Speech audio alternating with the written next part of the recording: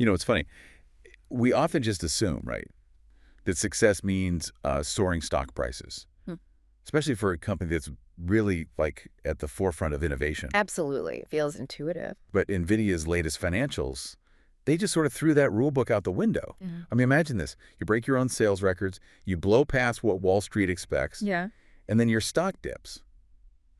It's quite the puzzle. And that's exactly the paradox we're getting into today. It hints at much bigger forces at play, doesn't it? It really does. This isn't just about quarterly numbers for one company.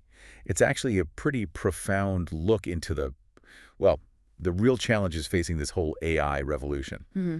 So today in the deep dive, we are digging into NVIDIA's report from Wednesday, August 27th, 2025. It's one of those moments that kind of exposes how fragile these sky-high market expectations can be. And the power of global politics, even over tech giants. Exactly. Our mission for you today is to try and decode this whole complex story. Mhm. We want to help you understand the conflicting signals coming from the market. Really grasp why a leader in AI is facing such a nuanced reaction, almost contradictory, Mhm. and ultimately figure out why this matters for the future of AI and, the global economy. Sounds good. Let's dive in. Okay, so let's break this down first. NVIDIA, the name everyone connects with AI chips, just set a new sales record. Second quarter, easily beat Wall Street's projections. Right. The headline numbers looked pretty strong. They did. On paper, it's a clear win. Adjusted earnings per share, Yeah. $1.08 nose. The street expected $1.01 revenue. A massive $46.74 billion when the expectation was $46.05 billion. That's according to FactSet data. So significant beats on both top and bottom lines. You'd expect cheers, maybe fireworks, a stock surge. Instead, shares dropped 2.3% in after-hours trading. How do we make sense of that? It really is fascinating because even with those numbers, which are undeniably impressive, you saw investors step back. And I think it shows this isn't just about the raw figures anymore. What's the context? It's absolutely the context and the market's expectations, which are, frankly, almost impossibly high for a company like Nvidia right now. The AI hype has been so intense that anything less than a complete jaw-dropping blowout can almost be framed as a disappointment. Someone actually put a label on that, didn't they? Yeah, Thomas Montero, he's a senior analyst at investing.com. He really nailed it. He said the stock was essentially priced for perfection. Priced for perfection, meaning Meaning investors weren't just looking for Nvidia to beat expectations. They needed, in his words, another massive beat, something way beyond just meeting or slightly nudging past the targets. wow. And the market, is always looking for something. And there was this tiny, almost insignificant miss that people latched onto. Nvidia posted $41.1 billion in data center revenue. Okay. Wall Street wanted $41.3 billion. So just barely shy. But in this environment, every single detail is under a microscope. So it's like being great isn't good enough. You have to be absolutely stellar, smash every single metric, and then some. Pretty much. This kind of extreme pressure. Mm. What's it telling us about how investors are feeling right now? What are maybe the deeper anxieties driving that caution, even with a leader like NVIDIA? That really is the key question, isn't it? Why are expectations so incredibly high? And what are the underlying fears making investors so skittish? Right. Our sources, the articles we looked at, they point to two big worries swirling around. First, the possibility of an AI bubble. Okay. That conversation's been happening. It has. And second, the very real fallout from former President Donald Trump's trade policies and the ongoing tensions. Let's unpack the bubble fear first. Okay, so timing matters here. NVIDIA's report was basically the first major test of investor confidence since that big AI stock sell-off just the week before. Right, I remember that. Several big tech names took a hit. Exactly. They tumbled amid these growing questions about valuation. Are these AI-driven companies getting ahead of themselves? Is it sustainable? It definitely echoes concerns we've seen in past tech booms. It's like building up hype for a blockbuster movie for years. Yeah. And then it comes out and it's fine. It's good even. But because expectations were stratospheric, people walk away feeling kind of let down. That's a great analogy. That is precisely the tightrope NVIDIA is walking right now. Okay, so investor nerves about valuation, that's one clear factor.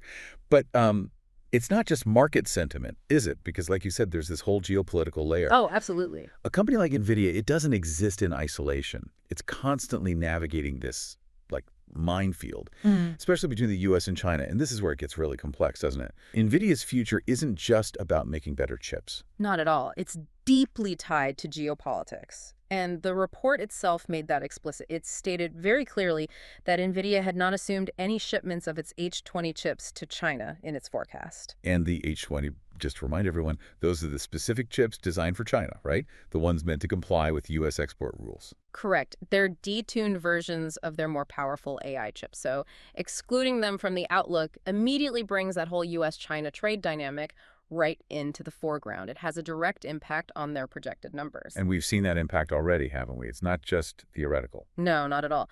Earlier this year, remember, Trump's ban on advanced AI chip sales to China, that cost Nvidia directly a reported $4.5 billion hit to their finances in just the first fiscal quarter. $4.5 billion. Yeah. That's a serious number. It is. And then, more recently, just in August, there was another twist. Nvidia apparently agreed to give the U.S. government a 15% cut a slice, essentially, of its H20 chips heading to China. In exchange for export licenses. That's the understanding. It just shows this constant, really complex negotiation happening with the rules always shifting. And meanwhile, China is not just sitting back. Definitely not. They've voiced security concerns about these chips, which is part of their narrative. But more practically, they are pushing hard, really ramping up production of their own domestic alternatives. It is a very clear signal about wanting technological self-reliance. So if we zoom out, this China market, Yeah. it's not just another place to sell chips for Nvidia, is it? It sounds absolutely critical. It is. It's absolutely pivotal for their long-term strategy, their growth story. If they can't access that market effectively, sustaining the kind of growth investors expect becomes, well, significantly harder. Did Nvidia management talk about this on their earnings call? About China? They did. The CFO, Colette Kress, she mentioned that some companies have shown interest in buying the H20 chips, and that some initial licenses have actually been granted. Okay, so not a total shutdown. Not necessarily. Kress even put some numbers out there, potential shipments, she estimated, of between $2 billion and $5 billion for H20 chips, if, and it's a big if, geopolitical issues reside. Reside. That's doing a lot of work in that sentence. It certainly is. And the CEO, Jensen Huang, he's been very consistent on this. He keeps stressing how important China is. He called it a potential $50 billion market opportunity for Nvidia just this year. $50 billion. With a B, that's staggering. It is. But Huang framed it not just in dollars. He really emphasized the strategic importance. He called China the second largest computing market in the world. Okay. And crucially, he added, it's the home of AI researchers. He estimates about 50%, half of the world's AI researchers are in China. Wow, half. Yeah. And he also noted that the vast majority of leading open source models are created in China. So it's not just a market, it's a massive hub of talent and innovation. That really reframes it. It's not just about selling hardware, it's about being part of that ecosystem. Exactly. Huang feels it's fairly important for the American technology companies to be able to address that market. He's apparently talking directly to the U.S. administration about enabling American companies to operate there. And he even sees potential down the line to sell a version of Blackwell, that's their newest, most powerful chip in China, specifically to companies that aren't under sanctions. So he's still trying to find a way through. He is. And that analyst we mentioned, Thomas Montero, he basically underscored all of this. He said pretty bluntly that without the much-needed push from H20 sales in China, Nvidia simply cannot sustain the type of growth priced into its valuation. So it really drives home how much is riding on this. For Nvidia, figuring out these trade tensions, it's not just about making the next quarter's numbers. No. It's fundamental to maintaining that image, that trajectory, as the leader of the AI revolution, the kind of growth investors have baked into the stock price. It's a huge high-stakes balancing act. With truly global implications, way beyond just silicon chips. Right. But despite all this, these mixed signals from the market, the geopolitical headaches, Nvidia isn't exactly sitting still, are they? They're pushing forward. Ambitious plans.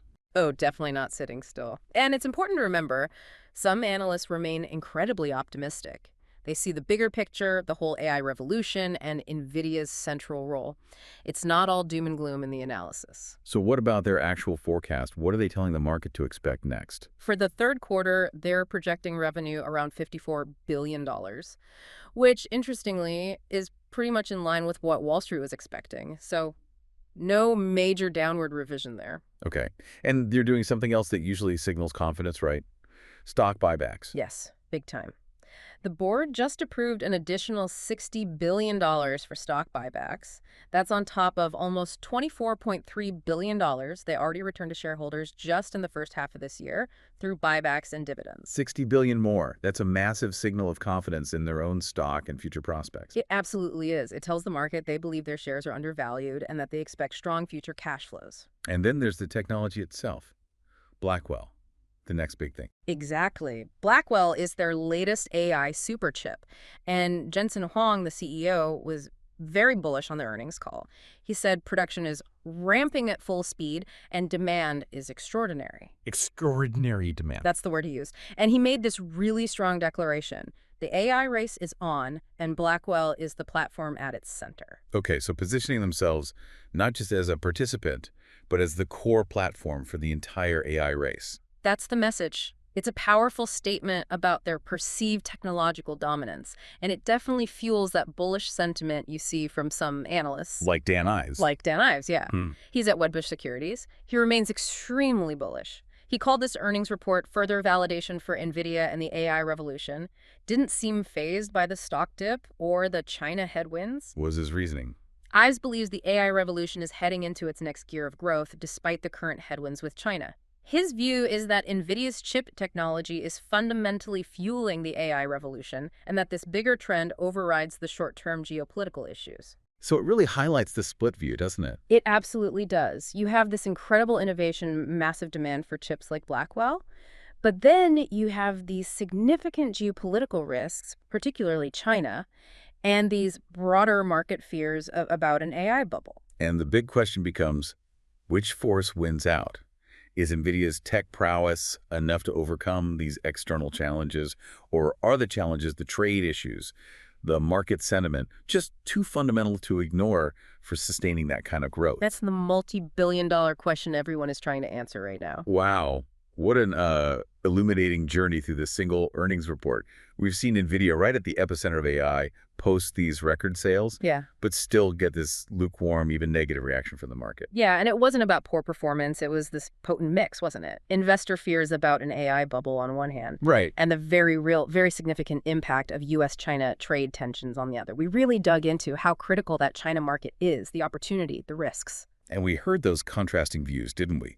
Some analysts laser-focused on the headwinds, others betting big on the unstoppable AI revolution fueled by NVIDIA's tech. And I think what this deep dive really lays bare is just how tightly woven technology, finance, and global politics are right now. You just can't separate them. No, you really can't. It shows that even if you're in the most cutting-edge field imaginable, like advanced AI chips, these external factors, they can massively shape how success is perceived, how the market reacts, sometimes even more than the actual numbers. The story of a company is never just about its products or its profits anymore. It's inescapably about the complex world it operates within.